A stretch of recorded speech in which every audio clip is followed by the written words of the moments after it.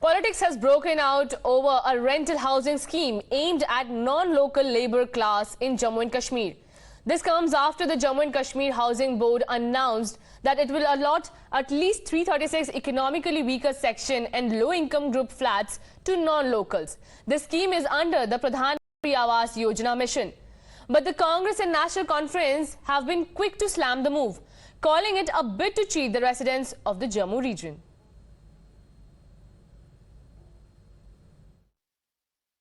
जम्मू कश्मीर के अंदर हाउसिंग वाले फ्लैट्स बना के जम्मू कश्मीर से बाहर के लोगों को देना चाहते हैं। तो ये जो फैसले हैं ये कोई भी ब्यूरोक्रेटिक सेटअप नहीं कर सकता, ये तो आवाम की चुनी हुई गवर्नमेंट ही करती है। लेकिन चूंकि बीजेपी वाले इलेक्शन नहीं करा रहे हैं और वो सोचते हैं कि उससे पहले ये सारी चीज़ें की जाएं, जो वक्त आने के ऊपर उनके लिए बहुत बड़ी मुश्किल हो जाएगी। जम्मू के अंदर जो लोग हैं, जम्मू सूबे के अंदर वो भी लोग महसूस कर रहे हैं कि उनको ठगाया जा रहा है। जो इनका प्रोग्राम ही है कि ये बाहर के लोगों को देना है, तो लोग महसूस कर रहे हैं, जम्मू कश्मीर के लोग महसूस कर रहे हैं कि वो कहाँ जाएंगे, उनको क्या हम यूपी में भेजेंगे या बिहार में भेजेंगे।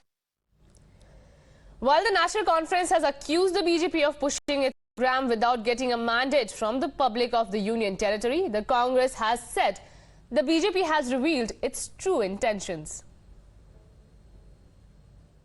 दुर्भाग्यपूर्ण है कि भारतीय जनता पार्टी की कथनी और करनी में हमेशा से फर्क रहा है और आज जम्मू डेवलपमेंट अथॉरिटी ने प्रधानमंत्री आवास योजना के तहत 336 मकानों का जो एडवर्टीजमेंट किया है उसमें जम्मू कश्मीर के नहीं बल्कि पूरे देश के नॉन लोकल जम्मू कश्मीर के रेजिडेंट्स को इनवाइट किया गया है। और इसी से पता चलता है कि भारतीय जनता पार्टी की मंशा है वो जम्मू कश्मीर के प्रति क्या है। वो जम्मू कश्मीर की जनता को, युवाओं को छलना चाहती है।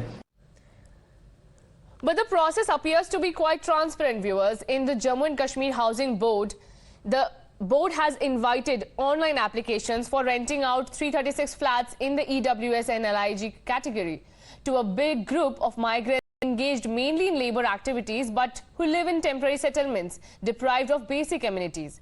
The BJP has defended the scheme of rental housing to migrants by citing the Prime Minister's idea of Ek Bharat, Shresth Bharat that's premised on the inclusivity of all Indians.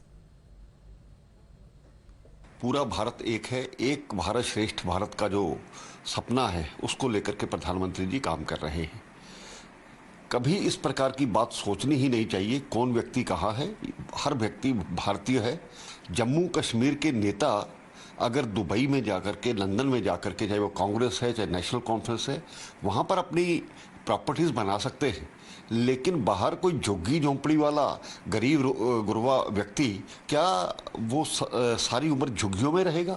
ये लोग एक तरह से स्थानीय लोगों को भड़का करके इस प्रकार की बातें कर रहे हैं। कांग्रेस और ये नेशनल कॉन्फ्रेंस या दूसरी इस प्रकार की पार्टियों की रणनीति ही यही है और आपस में द्वेष पैदा करना इनका काम है। Despite the intent to benefit the toiling mass of migrant labor engaged in building infrastructure and boosting economic activity in Jammu and Kashmir, apologists for the abrogated Article 370 are trying to breathe life into politics.